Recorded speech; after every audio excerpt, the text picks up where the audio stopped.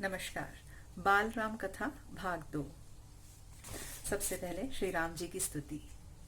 श्री रामचंद्र कृपालु भज मन हरन भव भय दारुणम नव कंज लोचन कंज मुख कर कंज पद कंजारुणम कंदर्प अगणित अमित छवि नवनील नीरद सुंदरम पटपीत मानहु तड़ित रुचि शुचि नौमि जनक सुतावरम बजु दीन बंधु दिनेश दानव दैत्य वंश निकंदनम रघुनंद आनंद कंद कौशल चंद दशरथ नंदनम सिर मुकुट कुंडल तिलक चारु उदार अंग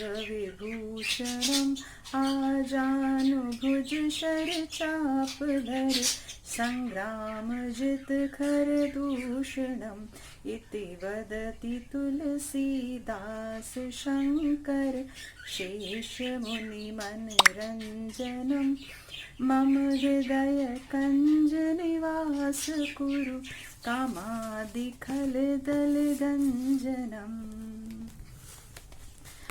तो बात ये हुई कि राजकुमार कुछ और बड़े हुए, विवाह योग्य। नगर में इसकी चर्चा होने लगी। महाराज दशरथ भी ऐसा ही चाहते थे, अपनी संतानों के लिए सुयोग्य वधुएं। परिजनों में चर्चा पहले से ही हो रही थी।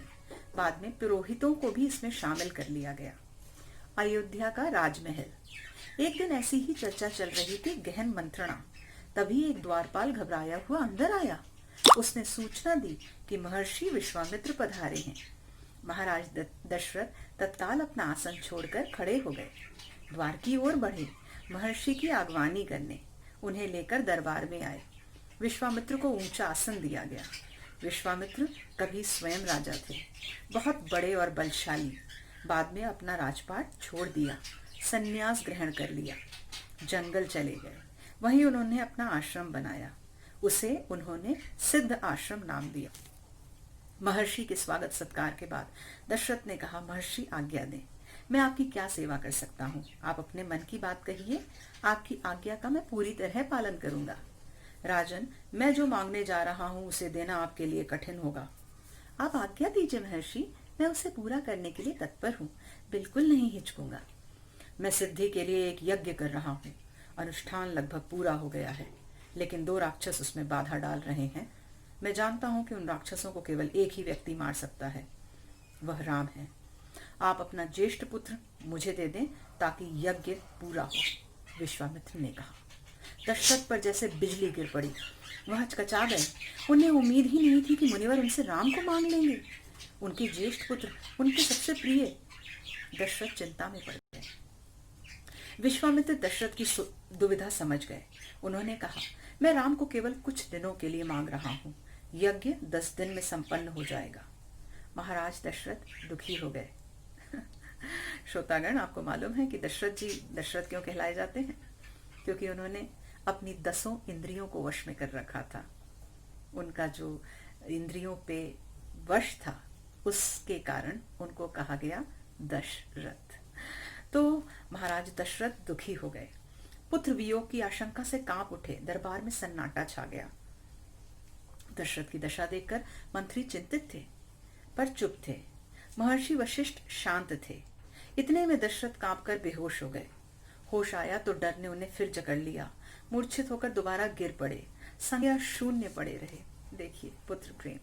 महर्षि विश्वामित्र का क्रोध बढ़ता जा रहा था। दरबार सशंकित था। किसी अनिष्ट की आशंका से वे कुछ समझ नहीं पा रहे थे। महर्षि और महाराज के बीच संवाद में कुछ बोलना उचित भी नहीं था। मुनि वशिष्ठ चुपचाप आकर महाराज दशरथ के पास खड़े हो गए। थोड़ी देर बाद दशरथ उठे। स्वयं को संभालते हुए उन्होंने महर्षि से विनती करी, महामुनि, मेरा राम तो अभी 16 वर्ष का भी नहीं हुआ है। वह राक्षसों से कैसे लड़ेगा? राक्षस मायावी हैं।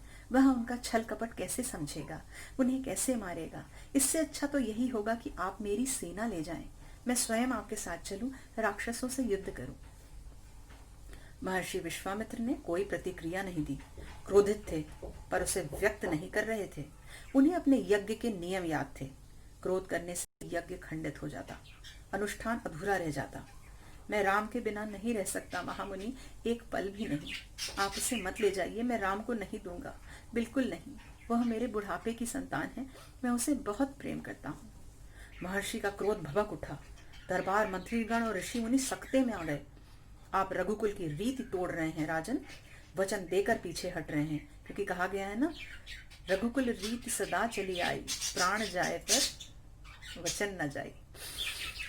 वचन देकर पीछे हट रहे हैं, यह बर्ताव कुल के विनाश का सूचक है। आप जानते हैं कि मैं स्वयं दुष्ट राक्षसों का संहार कर सकता था, लेकिन मैंने संन्यास ले लिया है। अगर आप राम को नहीं देंगे तो मैं यहाँ से खाली हाथ लौट जाऊंगा। बात बिगड़ती देखकर मुनि वशिष्ठ आगे आए।